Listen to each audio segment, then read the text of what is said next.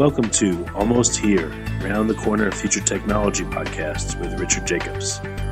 Future technologies poised to transform our lives for better or worse are the focus of this podcast. Almost here means these technologies are now here and starting to be used, or just around the corner, from Bitcoin to artificial intelligence, 3D printing, blockchain, virtual reality, and more. Hello, this is Richard Jacobs with the Future Tech and Future Tech Health podcast. I have Dr. Tro Kalayjian. He's a U.S. board-certified internal medicine physician and a medical weight loss expert practicing out of New York State. So, Tro, how are you doing today? Yeah, very happy to be here. Thank you for having me. It's kind of my pleasure to come talk with you. Oh, great. Well, yeah, I'm glad to have you on because I see that you had personal challenges with weight loss. You did it, and there's millions and millions and millions of people out there that need help with weight loss. So it's a topic that's on everybody's minds pretty much. So I'm glad to talk to you. Yeah, my my phones are off the hook. I can't even explain to you. We were just talking before we started the podcast about me setting up my physical location, even though I do a lot of telemedicine for weight loss, but I'm setting up a physical location.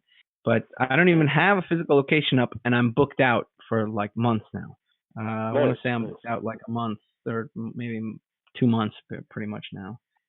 So it's a busy time for me. I love what I do. I absolutely love what I do. So I'm very happy to be here as well. What I wanted to ask you was not about the typical weight loss program or even your typical program. What I wanted to ask you about is the hard cases. What percentage of the people that you deal with are it's real tough for them to lose weight? Maybe they've even been doing a lot of the right things. That's what I wanted to really get to the heart to, because a lot of these people in weight loss, they'll say do X, Y, and Z, and that's fine for a lot of people. But again, that's why I wanted to focus on. If that's all right with you, what do you see as are the typical elements in weight loss, and then when you get to the difficult cases, let's talk about that a bit. Yeah.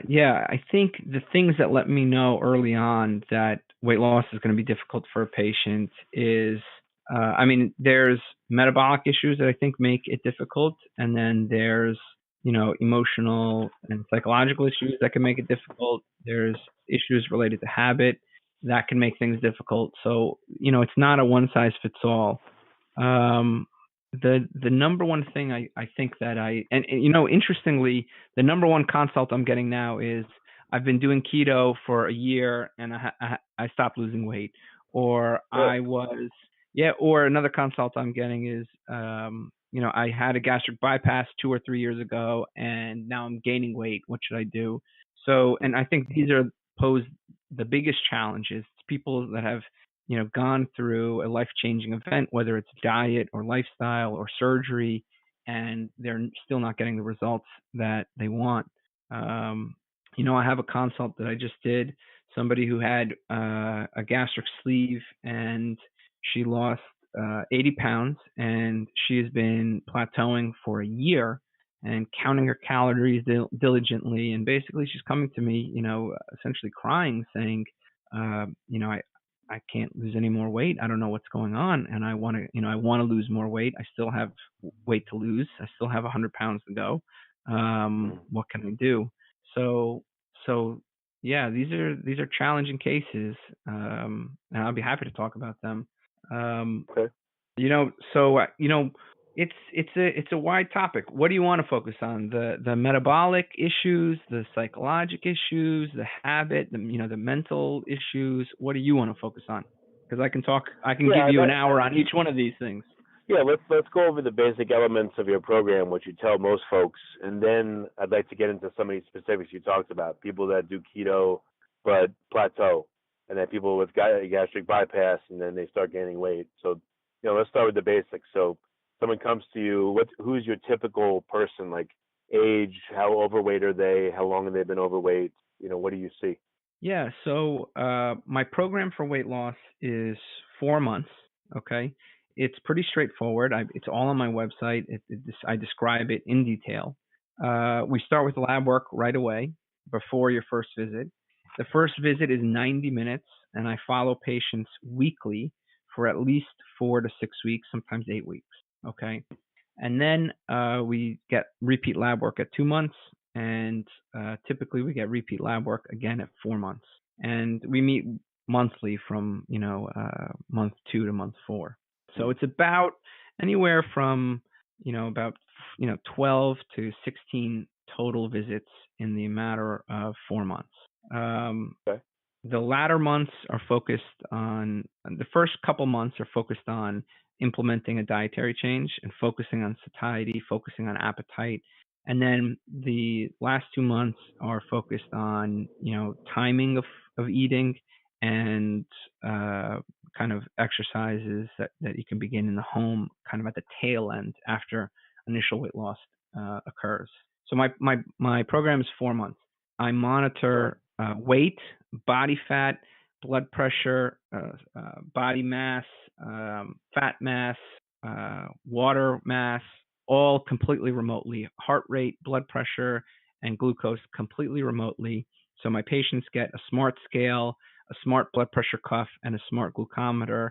And they, in the comfort of their own home, take their own measurements. They step on a scale, and all of this information comes directly to me. And I help guide them kind of through the 4 months, watching very closely to all of their body metrics. So that's something very, very unique that I do. I think the only other group that's doing that is Virta. Not a lot of other weight loss clinics are doing this. So this is something unique that I offer. I use a telemedicine app, so this is all completely done through telemedicine. Patients conference with me. It's all encrypted, HIPAA compliant telemedicine, and we go over their lab work, video conference. They have access to me essentially, anytime they need in these first 4 months. So I'm here to make their lives pretty easy. Okay. So that's basically the program. The typical patient I get is anyone 30 to 70 years old. I mean, I can start as young as 14. I'm a board certified internist, and I can, there's no limit as to how old a patient can be. But most of my patients are like 30 to 65, and they have either, along with obesity, they have diabetes, high blood pressure, atrial fibrillation, sleep apnea, polycystic PCOS, polycystic ovary syndrome. Right. They have cholesterol issues. So it's typically people who have obesity plus a medical issue, fatty liver. So, and I think I love getting these patients that have other issues besides just weight loss, besides just obesity, because they see these things go away. So they see their fatty liver resolved. They see their diabetes resolved. They see their insulin levels, their insulin costs go way, way down, whether they're type 2 diabetic or type 1 diabetic. They come off sleep apnea. So I love getting patients who have, or the quote unquote challenging patients who have other metabolic issues besides just weight loss. So that's the typical patient I get. My average weight loss in the program for this past year was a little above 35 pounds. The least weight loss was 4 pounds, and the most weight loss was 120 pounds. So I think I've done pretty well in this past year. So what do patients tell you when they come to you? Why do they say they've come to you? Are they at the end of their rope, or what's on their mind? What's bothering them? Yeah, a lot of patients come because they don't want to do bypass. So I get a lot of consults for people saying, I've considered bypass, but I want to do everything else beforehand. Some people come because they have kind of heard about what I do, and they're looking to get off of medication safely. So they know that they can come off of diabetes medications or reduce their insulin with my program. So it's usually people looking to lose weight and get healthy. I get a lot of kind of middle-aged, men and women, both moms and dads who have kids and just want to be healthy for their kids. I can't tell you how many of these consults I get. And I have people who are retired who, want to get healthy because they want to, enjoy their grandkids and live a happy, healthy life. So I kind of see the whole spectrum. So what is, I know it's on the website, but just as a quick recap, what's your program look like, week 1, 2, 3, 4? What do you have people do? Yeah, so look, the first visit, I spend a lot of time figuring out what the cause of the weight gain is, and this is what helps drive the program. Okay, if we have to determine what works in a patient. So, for example, I had a patient the other day who I saw who said that he could eat endlessly, right, and not get full. He can have 6-7 slices of pizza. So there's no sense in me recommending a low-fat diet to that person filled with vegetables and low in oils to this type of patient, because the way a low-fat diet works is the roughage, the vegetables, the fiber, it takes up space in the stomach, takes up volume in the stomach, and those stretch receptors are supposed to make you full. But if I hear a patient tell me that they can eat 7 or 8 slices of pizza and still be hungry and not be full, there's no sense in me recommending a low-fat diet to them. It's just not going to work. Okay. Right. Alternatively, if a patient says to me, you know what, doc, I don't really have a problem overeating. I'm not overeating. I can't have more than 2 or 3 slices of pizza at one time. But besides the 2 or 3 slices of pizza at night, I tend to have ice cream. During the day, I tend to have a croissant. And this type of patient may benefit from a low-fat diet. Whereas the patient before, I may recommend a low carbohydrate diet.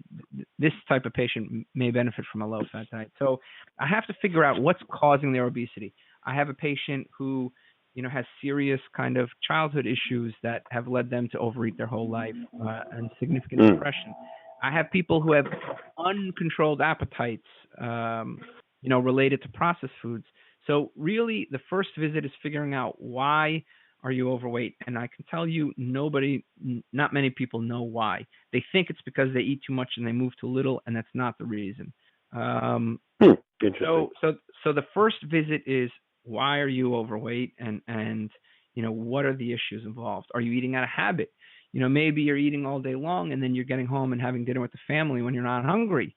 Okay. So is there, kind of tradition involved where there's another person in the home cooking, and you're kind of beholden to their traditional foods that they're cooking for you.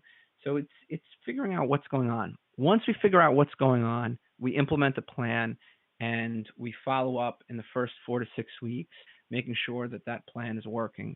And if there's any, the biggest time when people fail a lifestyle plan is the first 3 to 6 weeks. So if I can get somebody through those 6 weeks and make this plan a lifelong thing for them, this is crucial. And the other thing I have patients do is I have them join my Facebook group where there's people sharing recipes and interacting. Creating a sense of community is really important. So 1, I'm offering social support, and 2, I'm offering a sense of community to support them through this change. So these 3 things I think are really important. Okay. Close follow-up, social support, and a sense of community. These are very key for weight loss maintenance. So that's the first 2 months. 2 months, we kind of wrap up with some lab work and see what's going on in the past 2 months, and make any changes if needed. And then, at that point, usually at 2 months, we start focusing on fasting or time-restricted feeding. It could work with any diet. And then if that goes well at month 3 or month 4, we start very light kind of home exercises for people who haven't exercised after they've lost a little bit of weight, after their joints feel better. And then kind of month 4 and beyond, I give them tips to kind of deal with special situations and, how to deal with weddings, how to deal with traveling, how to deal with, business trips, and kind of tips for long-term success. So it's really great. Okay. This is not some proprietary thing. I've always been very open about how my plan works. It's all spelled out on my website. And I absolutely love it. Patients love it. I've had really great success with it. I can't even catch up. I'm out like 2 months now with visits. Oh, that's great. That's great. So what have you noticed, like with all the people you work on and work with, what are some things you've noticed, because you get to see a lot of data and a lot of people? Any common themes that surprise you that you didn't know about until you started doing this?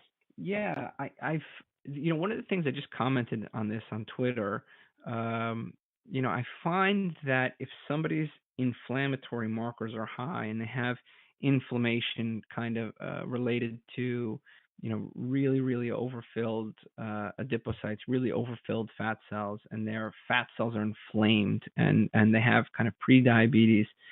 When I see that inflammation, I'm finding that weight loss takes longer. Weight loss takes longer, and fasting seems to help, or not fasting per se, but time-restricted feeding seems to help those patients more.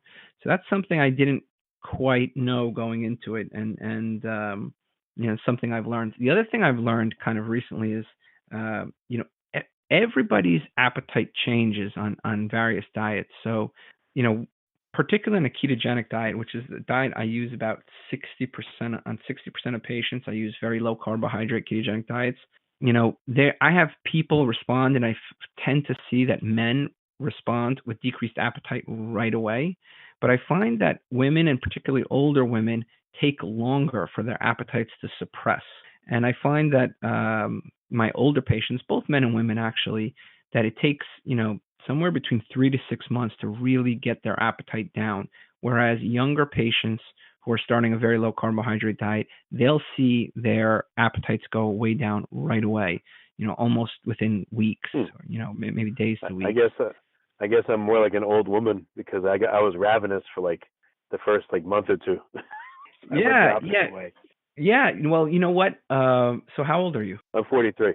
Yeah. So, I'm finding that, kind of the 45 to 65 time frame, age group, they take longer to get less hungry. It's more like months than it is weeks. But I find that my 30 to 45-year-olds are getting less hungry right away. Almost within like days to much less than 2 months. So that's something I've noticed. So those are the two key things I think I've learned, is that I have a patient in her 60s, almost 70, and she's lost a lot of weight now, but it took her 7 months to really get the ball rolling. And she did excellent. She was very strict on her diet. This is a woman who had a lot of food addiction issues, a lot of binge eating issues, got through all of that with a very low carbohydrate ketogenic diet.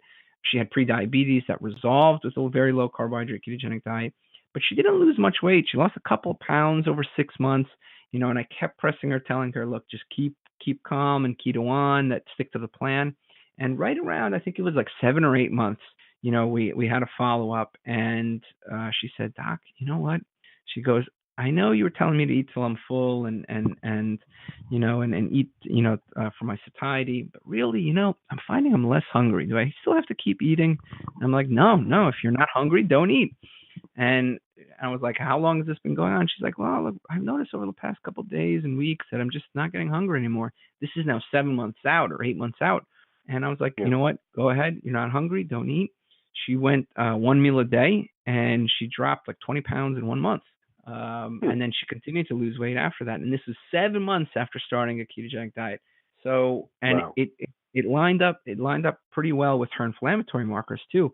So her inflammatory markers were very high. And then right around, for the 4 or 5 month time frame, they dropped. And then right around the 6 month time frame is when her appetite really went down. So I think, I'm paying attention to the inflammatory markers a little bit more, and I'm finding that if they're high, the weight loss may be a little bit longer, and if they're low, that weight loss may be a little bit shorter. What are the inflammatory markers? What are they called when you look at blood results? Yeah, high sensitivity CRP, ferritin, regular things on a CBC and a basic metabolic panel, basic blood work. But the big ones are the CRP and the ferritin, the ESR, which is the sedimentation rate. These are the things I kind of pay attention to with regards to inflammatory markers. Okay, yeah, I didn't know because I don't really hear anyone talking about it very much. That's why I wanted to ask. Yeah, absolutely. I mean, these are things. Look, this is just pattern recognition. I have no empiric data to support this. When I look through the literature for evidence to corroborate this, I don't really see much data out there. But this is what I've been seeing, just clinically. So hopefully, some other people come out and talk about their data, and maybe we can publish something. But so far, I haven't seen much discussed about these issues. What about if someone's been obese for a couple of years versus 30 years? Does it take them longer to lose weight, or you don't see much of a difference there? Yeah, I think it's more to do with age, and the other thing that I've noticed that makes weight loss harder is the amount of seesawing and yo-yoing before they come to me. So if somebody has gained and lost massive weight in the past, it typically makes weight loss harder. Actually, people, the lifelong obese, I have great results with them. It's the seesawers and the yo-yoers that are a little bit harder to work with in terms of getting massive weight loss. All right. You said some people will plateau. So what's that about? I mean, what do you think it's about when people plateau? Is it just they've gone off the diet and they're not eating right, or is there some other reason that people tend to plateau? No, I look, ultimately, right, I've seen so many reasons for plateaus. The most common causes of plateaus are kind of eating very calorie dense foods, that aren't filling you up, right? So I have patients, one of the most common consults I'm getting now is, I've been on a ketogenic diet and I've, for a year, and I've plateaued. And I tend to find that people are overeating nuts, overeating cheese. I don't know. Do you like macadamia nuts? Do you like macadamia nuts personally? Yeah. How many macadamia? If I put a bowl of macadamia nuts, how many can you eat? Do you think? Well, I get bored of them, but I can see if you ate 50 of them or something. I guess you could eat them pretty fast if you wanted to. Yeah. So this is a perfectly fine keto food, right? Macadamia nuts, I recommend them to a lot of my patients, but I've never met somebody that can only eat 3 macadamia nuts. Usually, once people start with those salty macadamia nuts, they don't stop. And so I have people reevaluate, well, look, what is the purpose of a ketogenic diet? It's to reduce your appetite. It's to fix your hormones, right? So, well, you have to reassess what's going on with your diet. Is your appetite appropriately suppressed? Or are you still hungry? Or is there something else driving your appetite? Are you eating out of habit? Are you eating because, for a number of reasons? One of the most common things I'm told for patients on a low carb diet or a very low carb ketogenic diet is that eating makes them hungry. So they're not hungry all day. They can fast all day, but when they eat, they have one steak and they're still hungry, and then they eat another steak and they're still hungry, and they eat the third steak and they're still hungry after that. So how do patients handle that? And how do they? And then when they're after done with their third steak, they feel bloated and they don't eat for another 24 hours. So and they're just not hungry, right? So what I tell patients is, and what I've noticed kind of almost 100% uniformly, if you're on a low carb modality, any low carb modality, whether it's paleo low carb, or very low carb ketogenic diet, eating, I find, makes you hungry. And so I ask patients to kind of reassess their hunger after they eat, a reasonable amount of food that they think should make them full, especially if they're experiencing a plateau. If you're experiencing a plateau, when you're eating, reassess, how much you ate, think about how much you ate, have a drink of water before you eat that second steak, and wait just 10 or 15 minutes. If you're still hungry, eat the second steak. But I'll tell you, 90% of the time, patients tell me, you know what, after I waited 10 minutes and drank some water, I wasn't hungry.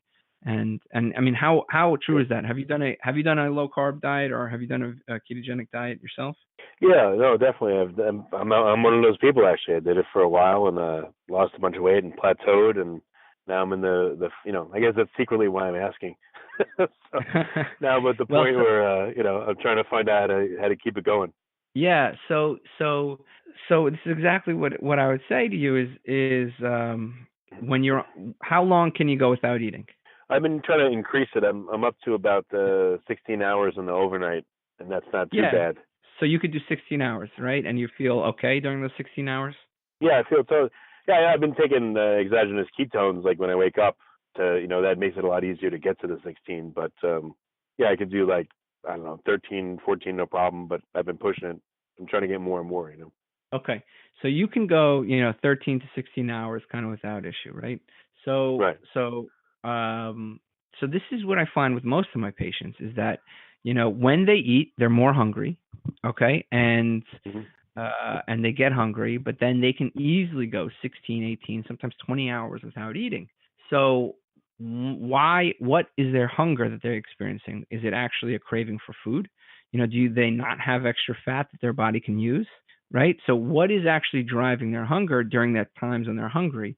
And I find most people tell me, I want to say 100% tell me when they eat, they get more hungry. So they're not hungry up until the point where they start eating.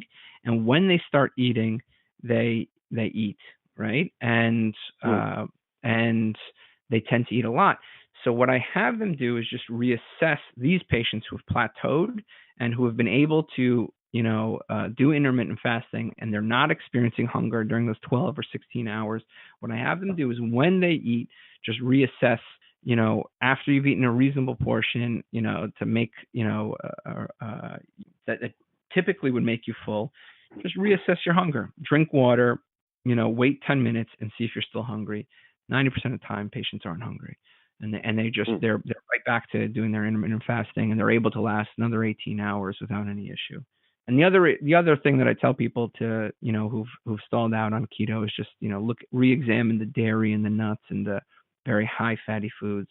And you could always leverage a little bit more protein, and that seems to help most people if they're not diabetic. I gotcha. And then what other scenarios that make it a hard case where it's just really difficult to get someone to lose the weight they want?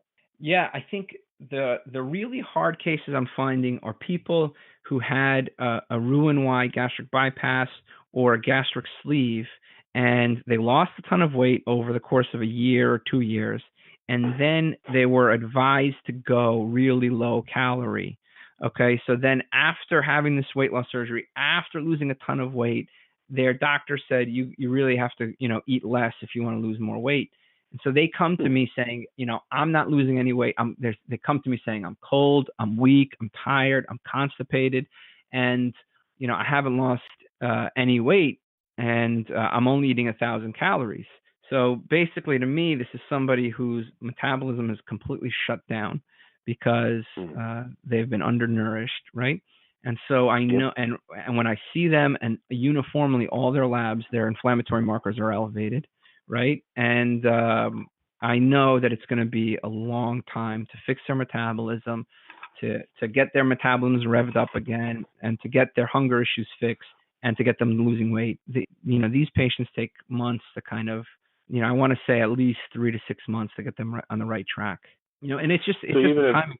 It's just a timing. Well, even if someone hasn't done gastric bypass, but they go like low calorie for a while, do they still have the same problems? Yeah, I mean, I think it becomes more compounded when you had the surgery, right? So for 2 years you're getting less nutrition, and then on top of that you're going even further by you going really low calorie kind of after the dust has settled. So I think that look, obviously, if you're doing a Biggest Loser type of diet, we know that it ruins your metabolism. Kevin Hall showed this at the NIH. Really? He looked at the Biggest Loser participants, and he found that even all the ones who regained the weight, even 6 years later, their metabolism never recovered. So they had permanently lowered their metabolism. Jillian Michaels literally ruined their metabolism, and they didn't recover even 6 years later, despite gaining all the way back. So we know that prolonged kind of excessive exercise and excessive dieting can have long-term effects on metabolism. So, absolutely, somebody who comes to me on a very low calorie diet, there are these issues. The problem is most people don't have like $1 million prize waiting for them when they're going low calorie, right? So most people who go low calorie immediately fail because it's just the body can't handle it, right? So so funny enough, you don't get a lot of people who have ruined their metabolism with this diet. except, the kind of the yo-yoers, that's the group that may have some kind of metabolism issues, and those are the people I find are more difficult actually. So if you were on a low calorie diet and you failed, after like a couple of weeks or a month or so, I doubt you've had any lasting impact. And most of the time when I see these patients, they lose weight just fine. It's the yo-yo dieters who've tried again and again, who've lost the weight over a year and gained it back. Those are the patients that take a little bit longer to kind of fix the metabolism, fix the metabolic issues. Yeah, it makes sense.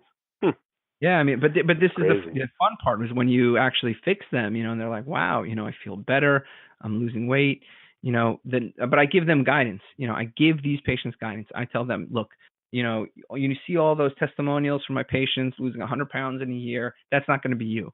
You're going to lose 2 pounds a month, for the next 3 years if you do what I say, and that's perfect for you. 2 to 3 pounds a month is perfect for you.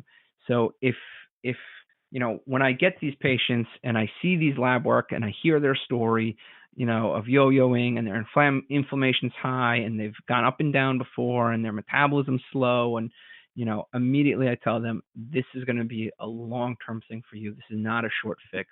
You are going to lose 2 to 3 pounds a month, and you need to, just keep calm and stick to the plan. Right. And I Gotcha. promise you. And as long as they are able to make it a lifestyle, they generally succeed over the long term. The body will come back and the metabolism will come back. So, I advise them so they don't get, some people, when they don't see those massive results in the first 4 months, they just, it's discouraging, it's really discouraging. So I guide them appropriately. And what kind of weight loss do you consider healthy? What pace and how long does it take? I like 1 pound a week is what I tell people. I don't like anything more than 1 pound a week. I mean, in the beginning, first couple months, I just it doesn't matter to me as long as people are eating and they're not overly restricting themselves. They're eating until they're full. I don't really care if they lose more in the beginning. But, after the dust settles in the first 2 months, 1 pound a week is perfect in terms of weight loss. In fact, I discourage people from losing more than that. An ideal patient will lose about 5 pounds a month, in my opinion. But it really matters, like if it's that, patient that, has metabolic issues for years and years of yo-yo dieting and gastric bypass and all this, if they lose 2 pounds a month, that's ideal for them, 2 or 3 pounds a month. For the person who's young and, who's never dieted before and has binge eating and has been eating just without thinking for their whole life, and if they lose 20-30 pounds in the first 2 months, that's perfectly fine too. So I don't want to say there's like if you had to average it out, I like 1 pound a week, but really I think it's individual. Well, if you look at the average, I mean, just to set an expectation, if you need to lose 50 pounds, that means it really will take you a year in order to do that. Yeah, I think that's about right. So I guess people have to be okay with that. They have to understand that, it's not going to happen quick, and it could take easily a year, maybe longer, or months. Yeah, look, for most people, it took a lifetime to get them to where they were, right? So everybody wants immediate results, and it's just, if you want to ruin your metabolism, go ahead and lose weight really quickly. We've proven that it, creates permanent problems. Do not overly restrict. I think it's a terrible, terrible idea to overly restrict yourself. But on the other hand, like the patient I brought up, the 65-year-old, 70-year-old, when your appetite is sufficiently suppressed, don't eat if you're not hungry. So it kind of it's difficult. A lot of times patients get confused. When they first see me, I tell them, eat until you're full, right? And I do that for a month or two. But then as a month or two goes by, the message changes, and the message becomes, okay, why are you still hungry? Let's figure out what's driving your appetite, what's triggering you to eat. Is it habit? Is it the Diet Coke? Is it the keto treats? What's driving your appetite?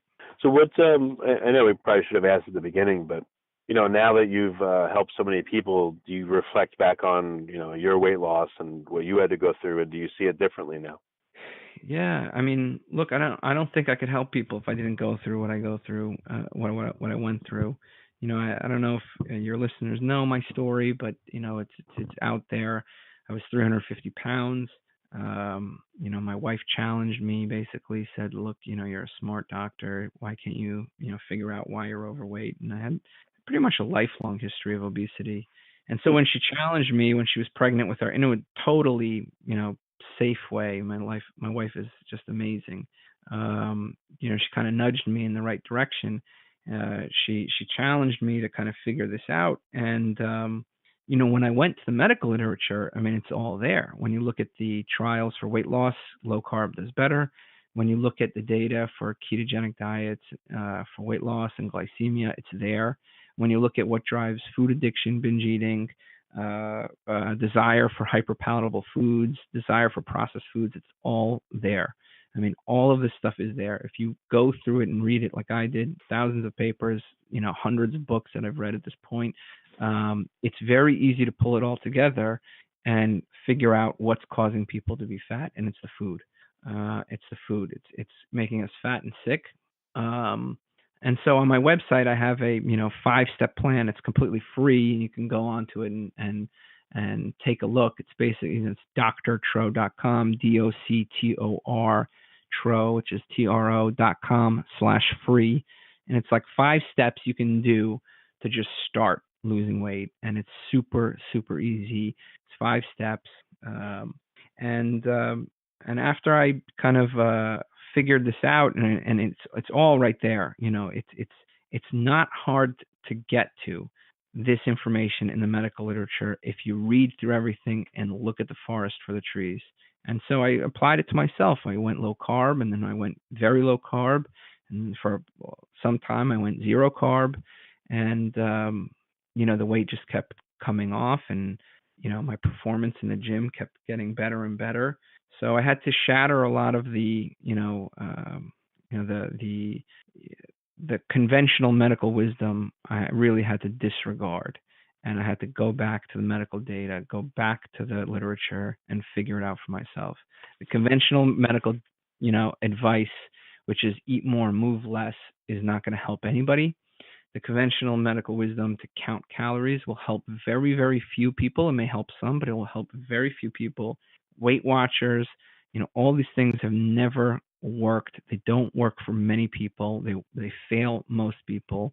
And I'm tired of, I was tired of failing, and I can't let other people fail anymore. And it really drives me to help people at this point. When my patients do well, I'm happy. And when they fail, I fail, and I take it personally, so I don't let my patients fail. Oh, that's great. That's really great.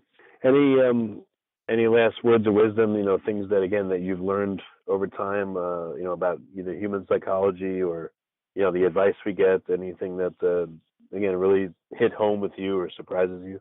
Yeah, pay attention to what makes you hungry. If you can figure out why you're hungry, you have done 90% of the work. If you can figure out what's driving your appetite, which foods make you full, which foods make you not full, when and why are you getting hungry? If you could figure that out, you could figure out why you're obese and why you're overweight. It's that easy. Figure out why you are hungry. Okay, why are you eating?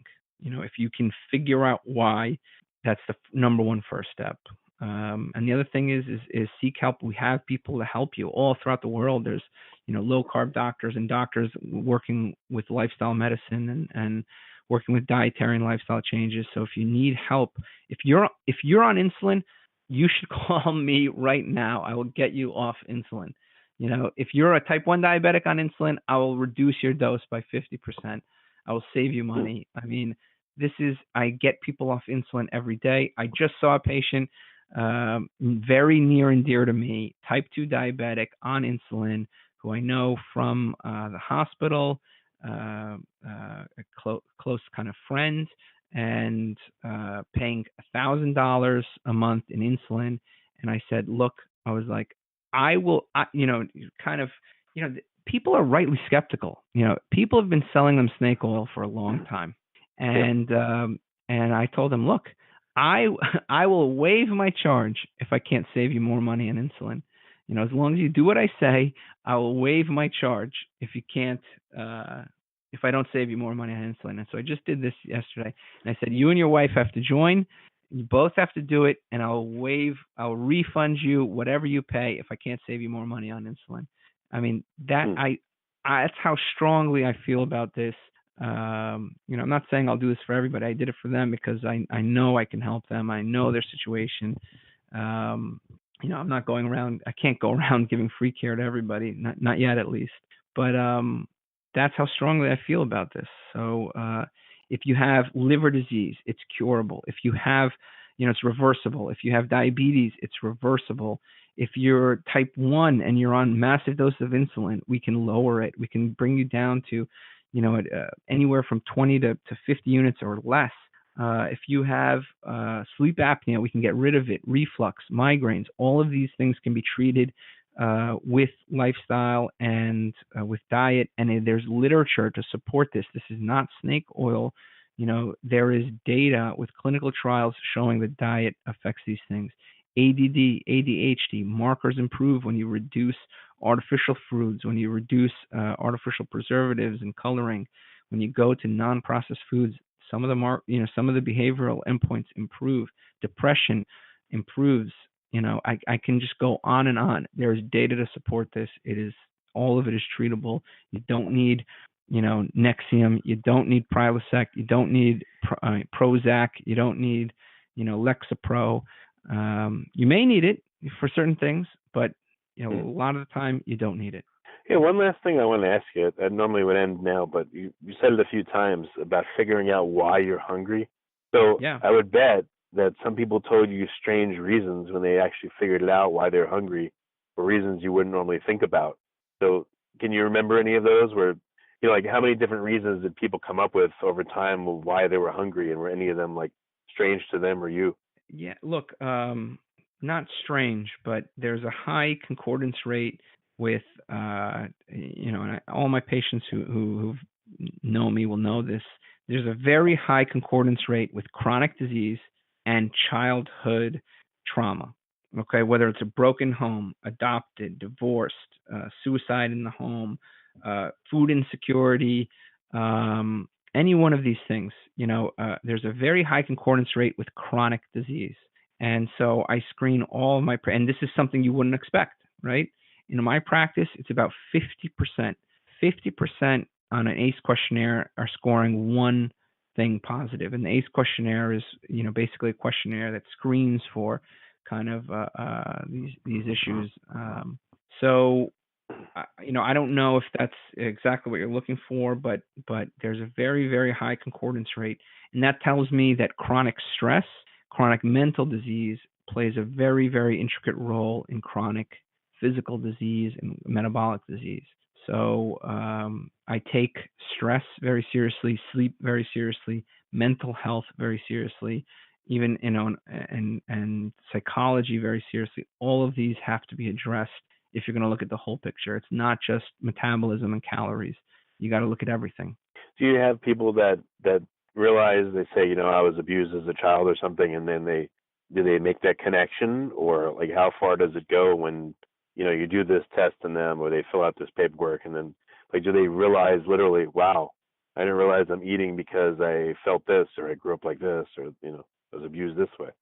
I have patients who have had that. Unfortunately, it's sad. Sometimes it's a unconscious desire to eat to make themselves less attractive. Sometimes it's things I don't even understand. I don't understand the psychology. I'm not a psychiatrist. But I think and a lot of times I refer to psychology or psychiatry in cases like that. But I think at the least what I like to do is bring these issues to the forefront and make patients aware that, look, your, mentality, mental health plays an intricate role in your overall health. You cannot be doing a full-time job in your brain dealing with your depression and anxiety and kind of trauma and all of these things and think that you'll succeed with weight loss. I had a consult not too long ago with a patient who recently got divorced, had lost custody of her children, who had relocated and was fired and looking for a new job and was consulting me to lose weight. And the first thing I said to her was, do you think it's the right time for this? I was like, it sounds like you have a lot on your plate and that, implementing a lifestyle change might be challenging. So I drive this message home with patients that, look, we need to be cognizant that, eating is intimately related to everything in your life. And we have to look at the whole. And so, that's one of the things I do is get patients to, at the least, be cognizant of any mental issues that they are dealing with and figuring out themselves and bringing it to their consciousness how this all plays together. At the least, bringing it to their attention will help them be aware of it if it is an issue. I would say this is like an overwhelming minority. Most patients are hungry because they're, basically crap food makes them not full. Most people are hungry, or they eat more than they eat more than they, I don't want to say should, but they eat more because of habit or tradition, or they're not really full, but they have to be with the family to eat, and kind of things that social pressures or being together with the family, stuff like that. There's just non-appetite related issues, or either the appetite is completely dysregulated or there's something outside of appetite guiding them to eat that's not related to their appetite. So those are the kind of the major things that we typically deal with. But these emotional and psychological issues, they're usually much less common. I want to say less than 5 or 10%. All right, well, that's great. That gives me a good feel for it. So I know you're booked out for a few months, but let's see if we can book you out for a whole year. So how can interested people get in touch with you? What's the best way? You could just go to my website and just realize I'm booked for a month, so probably more than that now. But you go to my website. It's drtro.com, DOCTOR. Tro.com, drtro.com, and you can check out kind of my program for weight loss. And if you want to set up an appointment, you can do it right online. People can reach me on Twitter. I have a free Facebook group you can join if you want to ask a question. Kind of once or twice a month, I go on there and answer any questions that people ask. You can watch my videos for free on YouTube. I have a number of videos on different topics that people ask me to talk about. I'm in the Facebook group. So there's a number of ways you can get in touch with me completely for free. And if you want kind of more intimate help, you can set up an appointment. All right, that's great. Well, Tro, thanks so much for coming on. I really appreciate it. Yeah, absolutely. It's my pleasure.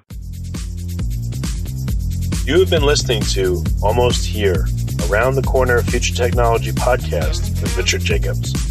Subscribe to this podcast, post a review to discover more future technologies that are poised to transform our lives for better or worse, such as Bitcoin, artificial intelligence, 3D printing, blockchain, virtual reality, and more.